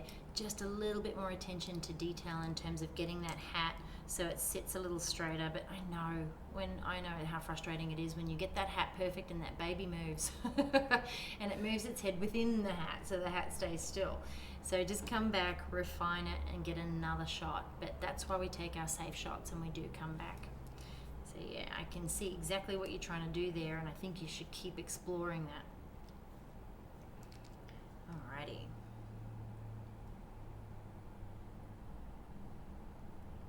Okay, so the first thing that I'm looking at here is this yellow flower. I'm not quite sure why the yellow flower is there. I think, in terms of the use of the material, and I am enjoying how it kind of comes down and around, and it's coming and it's leading you throughout the frame, but compositionally it's not very balanced. So what I'd probably try to do next time, and I want to encourage you to continue to explore being creative like this, is, think about your composition and how you do want to create these, paths for your eye to follow. So you can see where her face is pointing. It's pointing in the direction of her arm, and then it's coming up here. But then you've got the edge of the frame here. So what I probably would have done was had that arm bent out a little more and had that fabric come up into the corner of that frame. And then, sort of have that sort of fabric come across. And yeah, you could have some real fun with this. Like, you could really, really create something truly unique here. The one thing that you need to be careful of when you're shooting a pregnant woman laying down is making her look uncomfortable and awkward.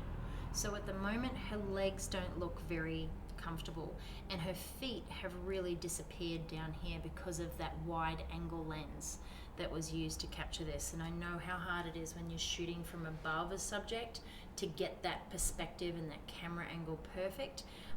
But when you're using a wide angle lens, remember that whatever is closest to the lens is going to appear larger, and in this instance it's that belly. Obviously we want to create that beautiful impact and that belly, but unfortunately here it's just making it look really wide. It's not very flattering, and her head is tilting back, So her chin is coming up, which is not probably the most flattering angle either. So making sure that you put enough support underneath the top of that head so the chin can kind of come down, because we're sort of seeing a lot of, you know, shadowy kind of areas that we don't really need to see. In terms of the pose, what I would recommend with this is just having them slightly turn onto their hip. So when we photograph women front on, we can make them look a little wider and we can make them look quite masculine. So you want to refine that pose. Keep her shoulders as they are, but just turn those hips ever so slightly to roll them. And then what you can do is, instead of having the heels kind of digging in there with the knees bent, as you turn the hips over, then the legs can kind of come back this way. And then what would have happened is that fabric could have come down and around with one of those feet sort of angled off a little more towards the edge of the frame. Exactly the same way as we would have had that arm angled off that way. And then you would have created that balance and that beautiful path for your eye to follow from one corner to the other around your subject. The other thing here in terms of your lighting is that the belly is so bright, and then as we come down here where that light's really falling off, it's really dark and muddy. So those skin tones aren't consistent. So you do need to control those a little better. And coming back up here, I can see that there's some hair underneath this lady, but when you're using a dark background that's very similar in density and tone to the hair, you're going to lose that separation. So, you know, I can't really see where the hair starts and where the hair ends. So you're losing a lot of that detail in terms of the choice in background and the control of light at the time of capture. If you are darkening it down in post-production, just be careful. The other thing I'm kind of seeing here is when we're softening fabric like this, whether you're using the smudge tool or the liquify tool, you know, you're moving information like I did with that little beanie before. And, you know, I was moving the information. You start to get that blurry line. If it's not consistent throughout the entire image, it's going to be very noticeable. So just be careful here where we've got it kind of coming out, and then as it kind of comes down and around the lady and her foot, it becomes very, very smooth. But yeah, please be careful of that. But one thing that I mentioned at the beginning was the sunflower. I'm not quite sure how that adds to it. I think you are onto something with the way that this, you know, you've used this fabric, and I want you to continue to explore it. We don't want to stand on top of anything when we're shooting above a pregnant woman or a baby, because if you fall and you fall on them, there's no coming back. So what you need to remember is your lens, your focal length, your perspective, and then using supports to pose them in a way that it's not going to look like there is, you know, as much distortion going on as what there is towards the edge of the frame. So turning those hips, getting those legs coming back, pointing down towards the corner, using that arm coming up there, and you know, choosing a slightly different background, you would have created something really beautiful. And even though we want to highlight the belly here, make sure that light is lighting the face as well, and that light is even across that face, because this is all about her. It's not so much about the belly, it's about her right now having a baby. And we want to make them, when using pieces like this to tell some of a story or to create, you know, impact, you know, it's about them. So try to tone down that light and bring up that light in the face, but, you know, direct it and control it more in camera. Alrighty. All these beautiful muted tones, they're my favorite. You know, I'm looking at the wrapping here. You've done such a great job of getting that, you know, that crisscrossy wrap, and everything looks like it's just been placed very purposefully. And, you know, we've got the little tassels coming down there. A couple of things. I think that this is beautiful, but a few things that you could do to really improve this. When you spend the time to add elements like this in a frame, and always and down here as well, try not to crop through them. Over here, you know, where it's touching the edge of the frame, and down here where we've lost half of those pine cones, you either want to really crop through them or don't crop through them at all. So you probably want to make sure that you are, you know, you're leaving enough space around them so that you're seeing all of the beautiful detail and why you've placed it. When elements touch the edge of the frame like this, they lead your eye out of the frame. So you want to keep them all nice and placed within the center of this frame. The little pointy hat as well, I probably would have gone with a round hat to match the round bowl. So when you are placing a baby inside a prop, you want to kind of continue with the flow and the shape of that prop. So obviously it's a little tough when you're shooting a baby wrapped like this in a round bowl. So a prop like this would really suit, say for example, the pretzel wrap, my rice paper wrap, one of my favorite wrapping techniques, and a few other different wrapping techniques that I teach. So I love this, but I'm not quite sure that it actually goes with the shape of this particular prop. The other thing that I would probably consider when you are working with tassels and things like that is, you know, maybe continuing the shape of the prop and following it so that it goes with the flow and the shape. So instead of coming against it like that, I would bring that tassel down and around and follow the shape of that prop, if that makes sense. The other thing, when we are sort of working with these beautiful muted tones, remember, try to keep that skin, you know, those skin tones not so muted and dull. So at the moment it's just looking a little cool. When we remove all of those red tones, we start to lose, you know, a little bit of that depth.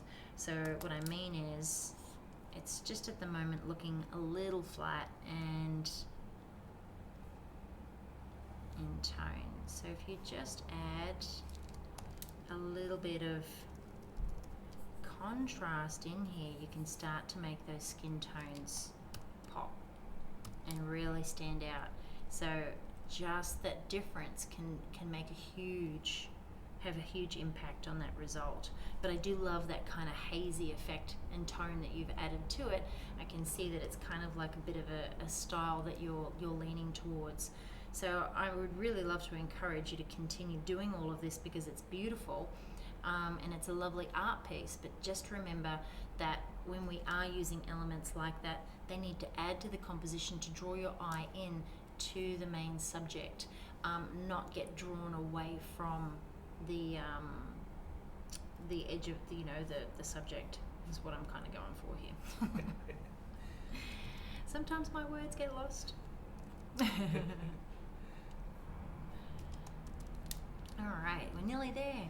Okay, looking at this, I can see, you know, the direction of the light. We've got that coming down across the baby's face. The one thing that's really kind of standing out here is just the intensity of that light. It's really quite bright where it is hitting this side of the baby, so it's not very soft. It hasn't been modified or feathered enough to create that beautiful fall off of light. So it's quite contrasty, and when you're shooting brighter fabrics like this, you know, when the light is quite intense, you're going to make that area very, very bright, and it is going to be distracting. It's going to take away from the rest of the image. So creating that beautiful soft light by feathering it, you know, you're going to soften a lot of the shadows and things that are going on around the face and into the background as well. When we look at wrapping babies like this, again, we need to create that support that's going to come underneath the upper part of the baby's body. So, for example, we get her back up into our little wrapped state, curly state. When you're placing them down on the posing bag, you know, when they're up like that, their bum comes up, and if you don't get the right camera angle, you're going to make the bottom half of them look quite big.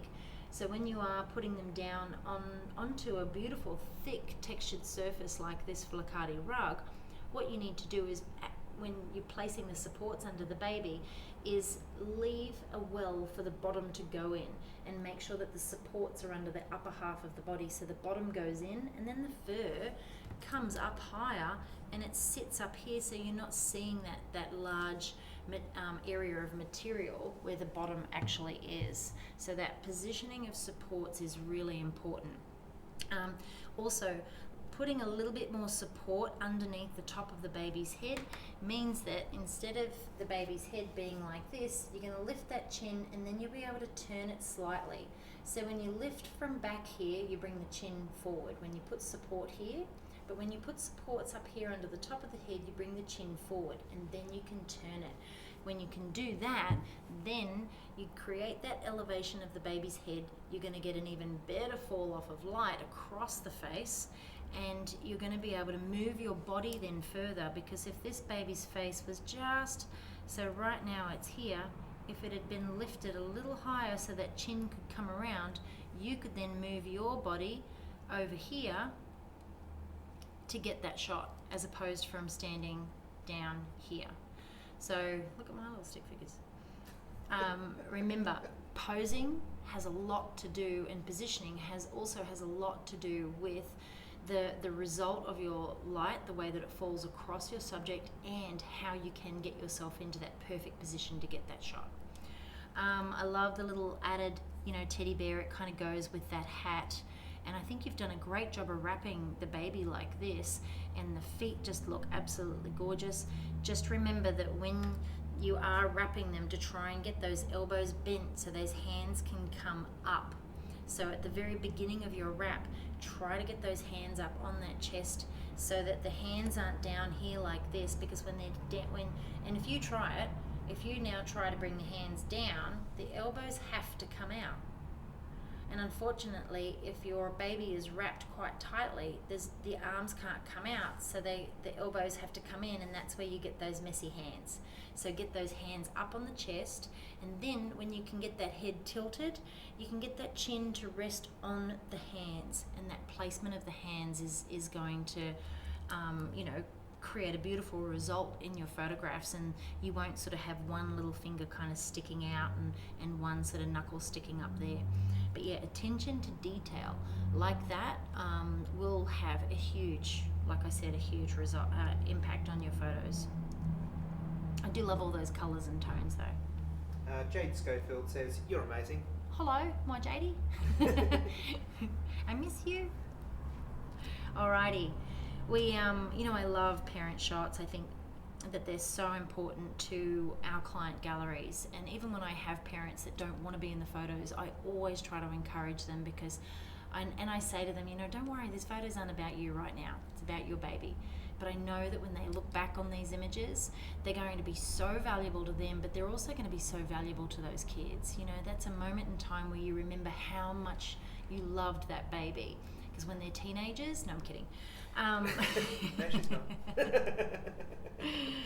You just remember, because there's nothing can prepare you for how much you're going to love that baby when you give birth. And for all you mums out there, you're going to know exactly what I mean. All right. I think the posing and the positioning here is beautiful. I think you've done a great job right here. This down here though is kind of a little distracting. So what we want to look at when we're placing the babies on the dads is getting that bum a little higher on that forearm, because right now while it's coming down here, it is a large area and it's a lot of bum. Another trip when that didn't sound right. Garrett's laughing at me. Another trick when you are positioning the baby here on the dad is to kind of have that bottom further down the arm so the baby's coming across like that. It's going to help in terms of that angle. But also another trick is you can see you've shot this from quite a low perspective. When you get that bum up on the back of the forearm, the baby's going to sit higher. When the baby sits higher, the dad's head comes up. Then you can stand on something, a meter, a couple of meters away, depending on your focal length.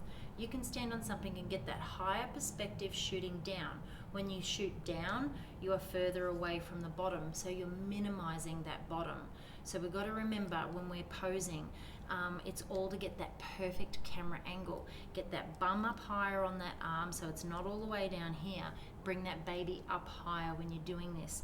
Then Dad's chin can sit up on that head, and you're still going to get that beautiful, beautiful connection between the two of them.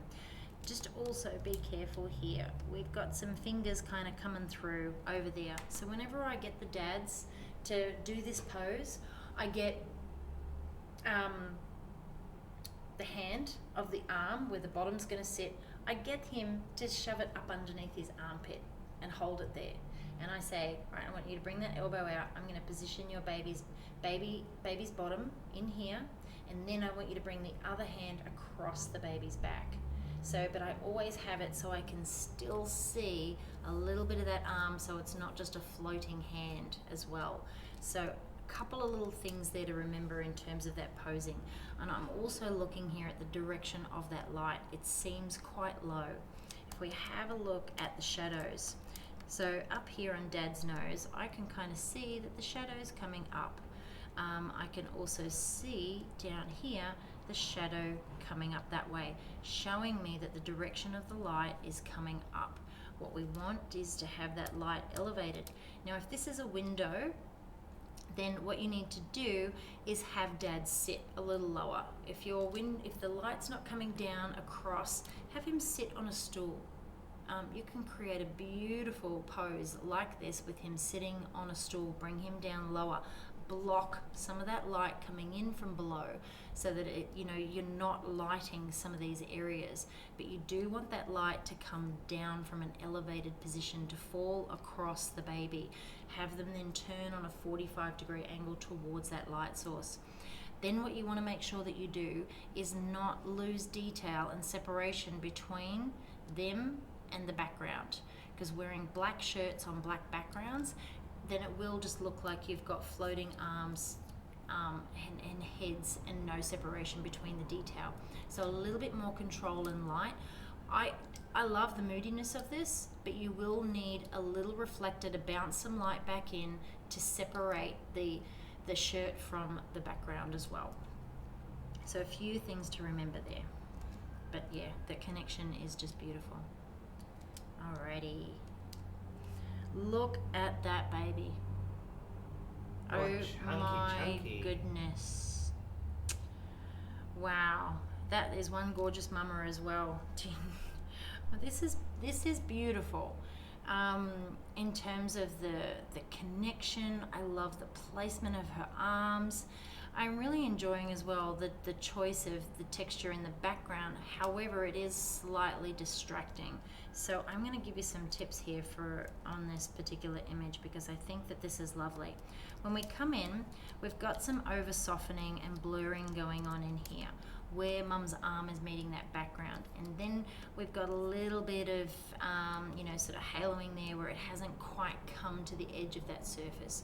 When we're painting skin, we need to come in and have a look at that edge to make sure that we're keeping it intact. Good Lord, this mum is gorgeous and this baby is so chunky. Do you know what I would have done as well? I can see where you're standing to capture this. Here's the back of your head when you're taking this photograph. You need to be over here. You need to be coming in over here and shooting this here, because right now this is the closest part to the camera. When we come in, we've got a blurry foot. But this is also the biggest part of the image. So I would recommend coming from this angle in here to get more of Mum's face. You're going to eliminate some of these areas here. You're still going to have that beautiful connection and more shape around Mum. It's going to be absolutely beautiful. I would tone down the background a little bit. And I would just focus on coming in and refining those details. But this baby doesn't look like a newborn. If you can get them back in to redo this shoot, good Lord, I would. They're beautiful. This baby is gorgeous. But yeah, I would, another thing that I would probably recommend doing here is just keeping the light on the face and the light on the body in terms of tonality a little more even, so that that face is not so bright. Obviously you want to lead your eye to the brightest part of the image, but you just want to make sure that there's not too much of a difference in tone. All right, so that was our last image. That was 20 amazing images. I want to thank everyone that submitted a photo yesterday. It takes a lot to put your work out there to be critiqued, especially in front of an environment like this. There's always a lot of nerves and things like that, but I want to thank you, because it's not only educational for you, but it's also, I'm sure, going to help a lot of other photographers that are going to tune in and watch this. We're going to leave it in the group, so you can come back, re-watch. You can also, share it with your friends, get them to come and watch it. When your images are critiqued like this, there's so much that you can learn seeing your image through somebody else's eyes and what they see. I did it when I first started learning. I would send my images to photographer friends. I would enter competitions for feedback, because it's one thing to look at the way somebody else does something. It's one thing to look at somebody else's image, but it's another thing to get your image and see where you can perfect your photograph and what it is that you may have missed at the time of capture, or how you could, perfect it or improve it later on. So there are, like I said earlier in this critique, a lot of things to consider when we pick up that camera when we're working with babies. So few key tips. Remember that less is more. Remember that our clients are coming to us to have their baby documented at that point in time, right there and then. So if you are adding different elements, make sure that they contribute to the word that I'm looking for, composition. Contributing to the composition of the image and leading your eye into that baby, and not taking your eye away from that subject. When you are going to pay so much attention to the placement of different elements within the frame, also try to remember to spend that much time working on refining the pose, working on refining your lighting. Looking at these 20 images, some didn't need a lot of critique, some needed a little bit more. I saw a lot of potential as well, but my lighting class, every critique I do, I talk about the lighting in every image. I created that class, and I'm not trying to sell it to you, but this is something that's really going to benefit you. Obviously, I can sit here with my little lamp and I can talk about light and placement, but it's not a full breakdown of how you can perfect your lighting. So I want to thank you for tuning in and sticking with me for the past 2 hours. It's a long time to listen to this voice. I love doing this. I can't always be in the group, but one thing I also want to say about this group, I created this group so that I could share my knowledge and information. This group is not a community notice board. It's not a place where people can come and promote themselves. There are 50 million other photography groups on Facebook where people can go and do that. This is about growth, it's about education and my resources that I provide for photographers. I want you to focus on that, and also remember that if you are a new member to this group, please go read the rules of the group. This group is not like other groups. This is something that I put a lot of time, energy and work into. We have a lot of people working here in our building, and we pay a lot of attention to what is happening in here. So if for whatever reason you see comments deleted, posts removed, it is for a reason. So make sure you go back and you check out those rules and become familiar with them. But I'm going to go because it is Friday. Happy Valentine's Day again. Have a wonderful weekend, and I hope to see you again very soon. Bye.